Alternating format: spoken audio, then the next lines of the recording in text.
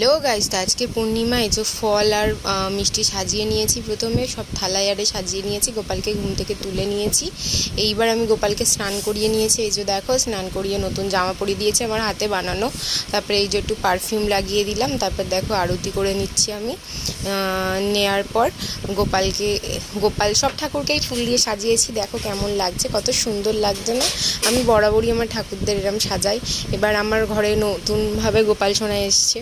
ওর আসার পেছনেও একটা গল্প রয়েছে, কোনো দিন যদি সময় থাকে তোমাদের শোনাবো। আর এই ছোট্ট গোপালটা তো আমার আগে থেকেই ছিল। যাই হোক, তোমরা দেখে নাও কেমন লাগছে। আর এরপর আমি গেছি মৌদিদের বাড়ি, ওখানেও পূর্ণিমায় পুজো হচ্ছে, সিঁদুনি দেওয়া হয় ঠাকুরকে। ঠাকুরমশাই চলে এসছে। আমি গিয়ে তাড়াতাড়ি একটু মৌদির হাতাহাতি জোগাড় করে দিলাম।